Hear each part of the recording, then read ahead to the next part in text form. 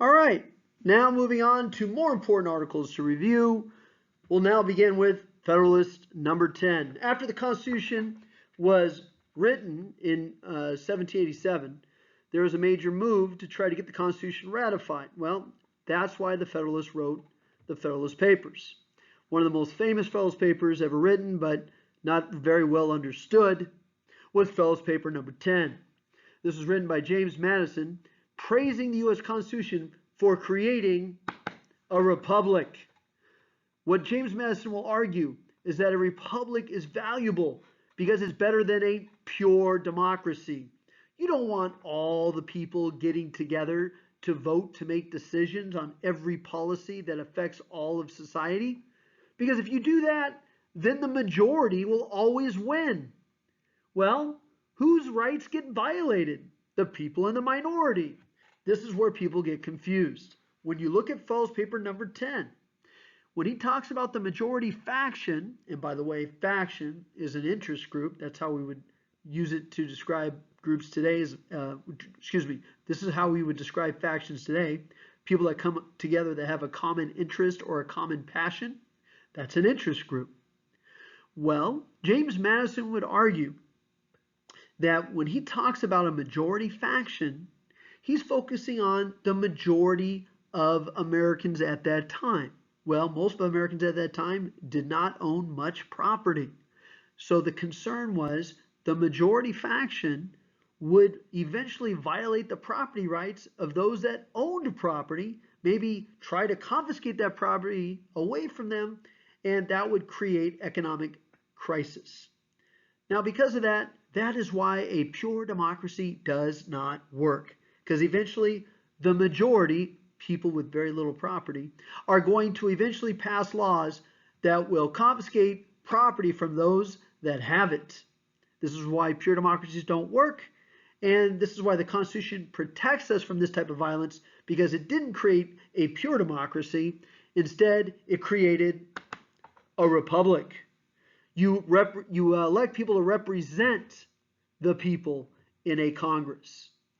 Now, what he is going to emphasize is the most common cause of conflict in society, the most common form of conflict among factions is unequal distribution of property. So, Madison realizes this is a major problem, this is a major concern. This is why you need a republic and not a pure democracy. So, how does the Constitution protect Americans from a majority faction and a minority faction? Well, instead of having all the people vote to make decisions, you elect people to make decisions for you. And these people meet in Congress. In fact, Madison will point out, what kind of people do you think will probably get elected into Congress? Well, he's going to argue in Fell's Paper 51, the people that will probably get elected into office would be people that are patriotic, wise, lovers of justice. These are the kind of people that will get elected into Congress. And therefore, the only policies that they will ever come to an agreement upon are policies that promote justice and the public good. So, that is how a majority faction can be restrained in a republic.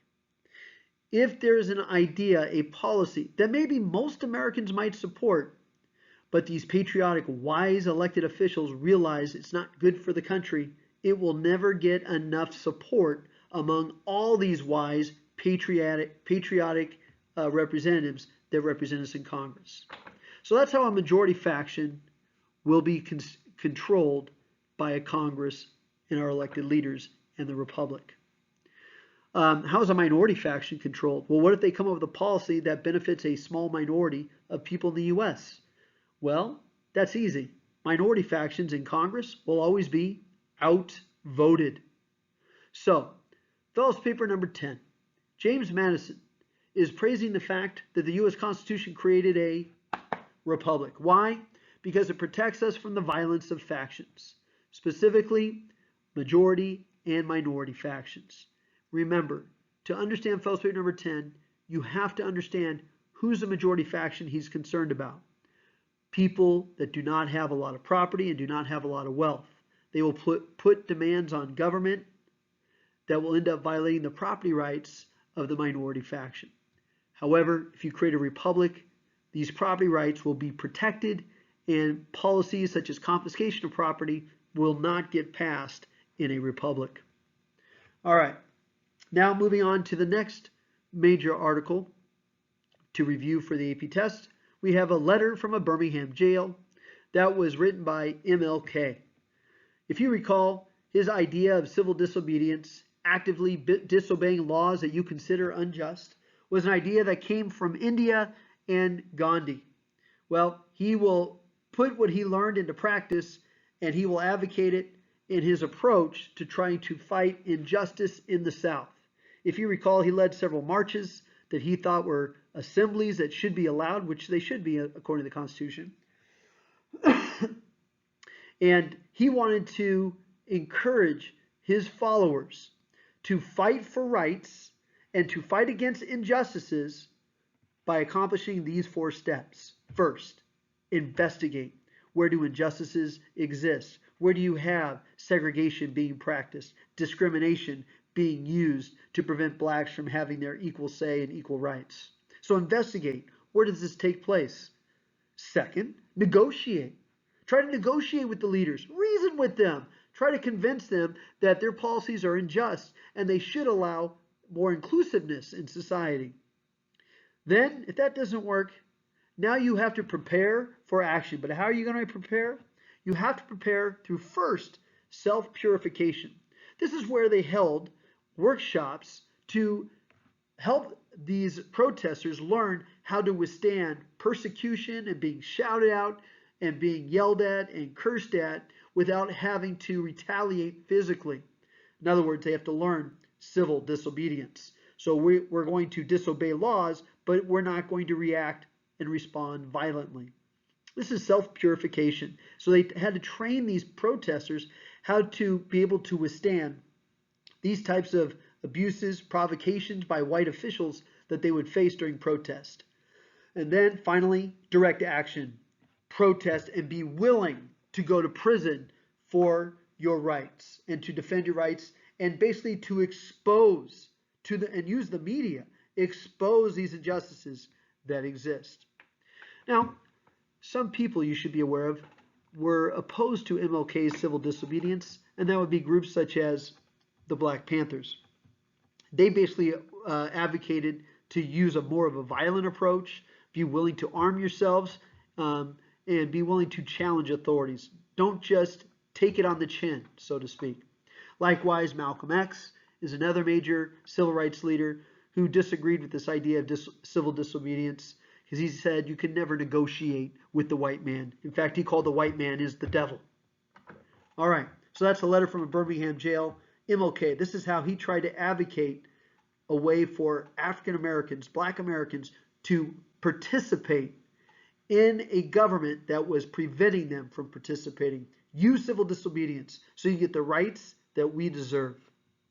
Again, what are the 4 steps? Investigate, negotiate, self-purification, and direct action.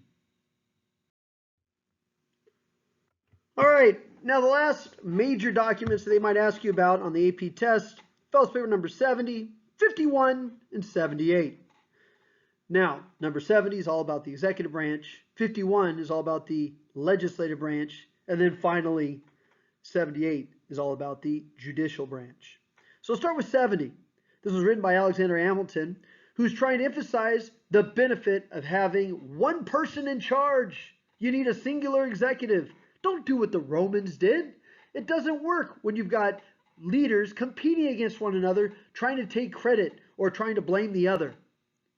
When you have a singular executive, one person at the top, there's only one person that can be blamed. Or as former President Harry S. Truman would say, the buck stops here. Now, of course, some people would criticize Trump because he's always reluctant to say that the buck stops with him. He likes to blame other people, like China for the pandemic. He likes to blame Obama's administration for not having the tests necessary to test people for COVID-19, which is interesting since I don't know how you'd have a test for a virus that didn't exist until 2019. But anyway, my point is, Hamilton said when you have one person at the top, there's only one person to blame. Now, this is why Hamilton said you need to have one person. Executives have a different role from the legislative branch. The executive branch has to be decisive. When you have a time of crisis, you need a president that could step in and make a decision quickly. You know, like closing down the borders and not allowing anybody in from China. You know, maybe building up a wall and preventing people from coming in from Mexico right away because we have a pandemic that's taking place. You need a person who's decisive and can make a decision and not wait.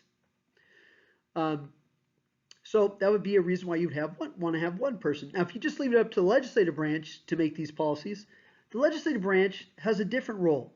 They have to deliberate. And that's why you have hundreds of people in the legislative branch. They got to deliberate to figure out what the best policy. If you notice the CARES Act that was passed to deal with the pandemic, that took some negotiation among congressional leaders, and it did take some time. Arguably, they actually passed that legislation pretty quickly, but it wasn't like they did it in a day. It still took them a couple of days to get that passed. The point is, Alexander Hamilton is going to argue a president has to be decisive. You don't want him having a group of people that they all have to agree before they make a decision. By that time, it might be too late. Whereas a legislative branch, they're supposed to be deliberative. They're supposed to think about and come up with the best policies that can actually work. So they are supposed to take their time and debate and deliberate. Sometimes a president doesn't have that luxury to debate and deliberate. That's why you have to have one person who can be decisive and make a decision. All right. So that's Fellow's paper number 70. Now let's go to Fellow's paper number 51. This was written by James Madison, and he wanted to address the concern that many people had about the legislative branch. Most people, most philosophers at that time believed that the legislative branch would be the most powerful branch of government. So James Madison is going to point out, well, in the Constitution, we're going to prevent the legislative branch from being too powerful. Well, how'd they do that? Instead of having a unicameral legislature, like they had under the Articles, they're going to create a bicameral legislature, a two-chamber legislature, in which each chamber will represent different interests. If you look at the House of Reps, it will be argued, and it is clear, the House of Reps is closest to the people. If you recall, the House of Reps is based on a state's population, and therefore you're going to have more representatives representing fewer people because they're supposed to be closest to the people. As opposed to the U.S. Senate, they're supposed to represent regional interests of the state. In other words, they're supposed to represent state interests. If you recall, the way that the senators were first chosen were not by popular vote, not by the people, like the House of Reps. They're going to actually be chosen by the state legislatures because the thinking was the Senate should basically represent the interests of the states. So you create a two-chamber legislature, each chamber with their own separate interests. The House of Reps, short terms, 2 years, representing the interests of the people, and they're closest to the people, and they basically are the pulse of what the people are thinking at the time. Whereas the Senate, they have longer terms, 6 years, and they're supposed to represent the state's interests. All right. So that's one way the legislative branch will be weakened in its ability to make decisions quickly because you need both chambers to agree to come to a decision. Also, not only do you have a bicameral legislature, Congress can't just make policies on its own. It's got to work with the other branches. So it exists in a system of separation of powers with checks and balances. And remember, Madison's going to point out what kind of policies will they come to an agreement. They will come to an agreement on policies that will promote justice and the public good. Why? Because these elected leaders will most likely be patriotic, wise, and lovers of justice. All right, so finally, Fellow's paper 51 was all about the legislative branch and how the legislative branch will be prevented from being too powerful and making decisions too quickly because it's a bicameral legislature in which you have two chambers representing different interests. The chamber with the closest or best pulse of the people is the House of Reps, and the one that's supposed to represent the state interests is the U.S. Senate. Finally, Fellow's paper 78, written by Alexander Hamilton. Many people were concerned that the judges that will be elected, or excuse me, they won't be elected, that's the problem. The judges that will be chosen according to the Constitution will be appointed by the president, confirmed by the Senate, and serve a life term. People were concerned about this. This will lead to abuse of power by judges. We want those judges to be elected, said the Anti-Federalists. But Hamilton will say, you don't want them to be elected. You want them to uphold the highest law of the land, the most fundamental law of the land. They shouldn't worry about what the people will think when they make a decision. They should base their decisions solely on the Constitution. So he's going to argue that you don't want judges to be elected. In fact, if they are elected, they would be constantly concerned about making unpopular decisions rather than making a decision based solely on what's in the Constitution, or making a decision based on what's called stare decisis, that is precedent, decisions made by previous court cases. If you want to understand what stare decisis and its significance is, most decisions made by the Supreme Court are based on previous decisions, based on stare decisis. Occasionally, the Supreme Court might change a previous precedent and create a new precedent. Just so you know, a quick example, Plessy versus Ferguson and Brown versus Board of Education. Plessy versus Ferguson allowed segregation to exist as long as you have separate but equal facilities. In 1954, instead of using that precedent, they decided to come up with a new precedent, and they're going to create a new stare decisis. The Supreme Court said in Brown versus Board of Education that segregation should never exist. It is inherently unconstitutional. It creates a feeling of inferiority. So it set a new precedent. The current precedent, the current stare decisis many people are concerned about that might be overturned is Roe versus Wade. That a woman's right to privacy is violated when states try to ban abortion in the first months of pregnancy. Now, based on Planned Parenthood versus Casey, states can place restrictions on abortion as long as it doesn't create an undue burden. So it's before viability. That's something I'll talk about later in another review, which I'll talk about all the important court cases. Anyway, if you notice, everything I just mentioned had to do with an interpretation of the Constitution. Well, Hamilton's going to suggest that judges should have this power to interpret the Constitution. What do you call that interpretation of the Constitution to keep the other branches of government in check? That's right, judicial review. You remember judicial review. It's the ability of the courts to determine if an action of government violates the Constitution. Now, this is what Hamilton will imply, but keep in mind, the power of judicial review will not be a power that the courts have until 1803 in that famous case called Marbury versus Madison. Okay, finally, Hamilton needs to point out the fact that you don't want judges elected and you want them to be able to serve for life. And some people had concerns. No, you don't want them serving for life. They'll abuse their power. And what's Hamilton going to say? Forget about it. It's the weakest branch of government. Judges don't have the power of the purse or the power of the sword. What does that mean? Courts, judges, all they can do is make decisions. But it is up to the executive branch to enforce court decisions, or it's up to Congress to provide funding to fund the decisions made or to pay for the decisions made by the courts. So, judges can't even enforce their own decisions. This is something you call judicial implementation. Judges can't enforce their own decisions. They have to rely on the president or Congress to either enforce or pay for the court's decisions. So even if you're concerned about judges having too much power or abusing its power, Hamilton would say, forget about it. It's the weakest branch of government. It doesn't have the power of the purse or the power of the sword.